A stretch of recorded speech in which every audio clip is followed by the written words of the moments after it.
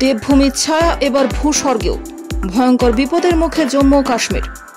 রামবান জেলায় ধসে যাচ্ছে একের পর এক বাড়ি, দেওয়ালে ধরছে বড় ফাটল। ভূমিধসের জেরে বাড়িঘরের পাশাপাশি রাস্তাঘাটও ব্যাপক ক্ষতিগ্রস্ত হয়েছে।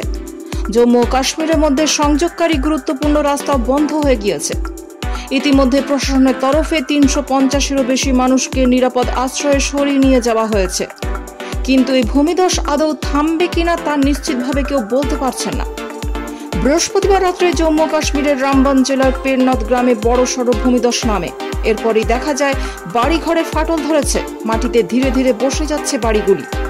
এখনো অবধি ৬০টিরও বেশি বাড়ি ক্ষতিগ্রস্ত হয়েছে বলে জানিয়েছেন কেন্দ্রীয় মন্ত্রী জিতেন্দ্র সিং। এর মধ্যে ৩০টি বাড়ি সম্পূর্ণ ক্ষতিগ্রস্ত হয়েছে।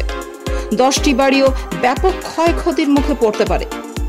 ওই গ্রামের প্রাক্তন প্রধান কলস দেবী জানান, বৃহস্পতিবার সন্ধ্যে ৭টা নাগাদ প্রথমে রাস্তায় ছোট ফাটল দেখা যায়।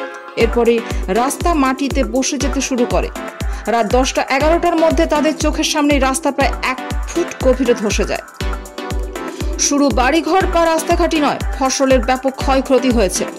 গ্রিড স্টেশন ক্ষতিগ্রস্ত হওয়ায় গোটা এলাকায় বিদ্যুৎ নেই, জলের পাইপলাইনও ক্ষতিগ্রস্ত হয়েছে। প্রশাসনের তরফে জানানো হয়েছে কম বেশি ৩৫০ জনের পুনর্বাসনের ব্যবস্থা করা হয়েছে। স্থায়ী ব্যবস্থা করার চেষ্টা চলছে। ভূতত্ত্ববিদ বা জিওলজি এক্সপার্টদেরও ডাকা হয়েছে হঠাৎ মাটি ধসে যাওয়ার কারণ খুঁজতে।